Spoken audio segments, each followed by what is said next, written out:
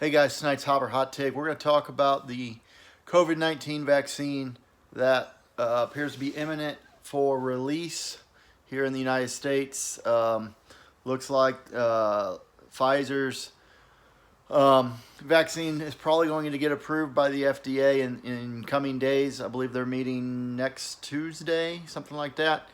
Lots of news starting to stir up here in the state of Texas. It's expected we're about to get 1.4 million doses of the vaccine in the month of December, and more to come in January moving forward. The article I was reading tonight talked about in the state of Texas, they have identified approximately 1.6 million healthcare providers who should be at the top of the list for that vaccine.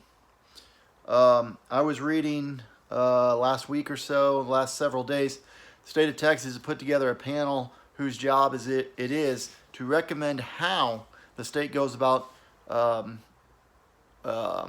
releasing that vaccine and distributing it, right, and starting the vaccination process.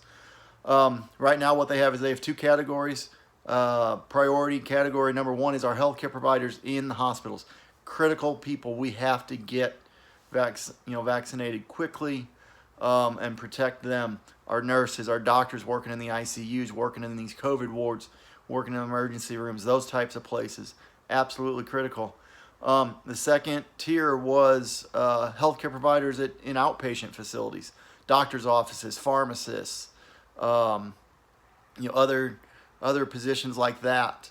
And they specifically mentioned school nurses. But one healthcare provider that was not mentioned on either of these tiers is the licensed athletic trainer or the certified athletic trainer. The NATA has sent a letter to the CDC's Advisory Committee on Immunization Practices and have asked that athletic trainers be given priority for early vaccination. I think that's critical. Many of us are working in roles, whether it's in the school setting, in the hospital setting, where we are exposed on a regular basis or potentially exposed on a regular basis. Athletic trainers have stepped up. We've said this time and time again. Athletic trainers have stepped up during the pandemic, and they've been working as screeners at hospitals and clinics. They've been working to some extent in different places throughout the hospital, including in ICUs and other areas where athletic trainers are being exposed to the virus just like other healthcare providers. Okay?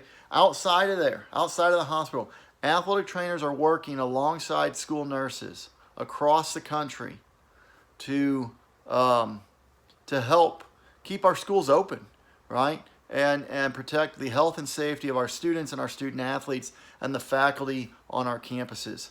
So it's really important that athletic trainers also be included on this list. Like I said, the state of Texas has school nurses in that second tier, and I really believe that athletic trainers need to be in that second tier as well, right there along with our nurse colleagues. All right.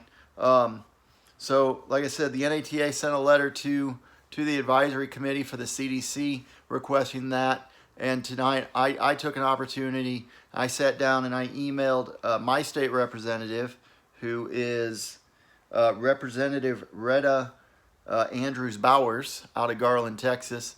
And I encourage you to do the same thing.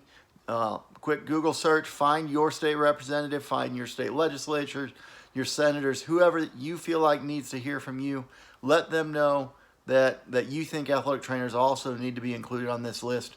Remember, we've been doing a lot of great work. Athletic trainers have been right there alongside other healthcare providers during COVID-19. Athletic training is public health, right? We've talked about that. Athletic trainers have stepped up and have been a part of this process in some way or another, utilizing the skill sets that we have and some new skill sets, whether it's contact tracing, whether it's being trained how to do some of the COVID testing, those types of areas. Athletic trainers have been there. Athletic trainers are going to continue to be there. And athletic trainers are demonstrating to the world that we are healthcare providers like we've been preaching for a long time. So that's tonight's Hopper Hot Take. Hope you guys have a great rest of your week. Stay warm out there and have a good one.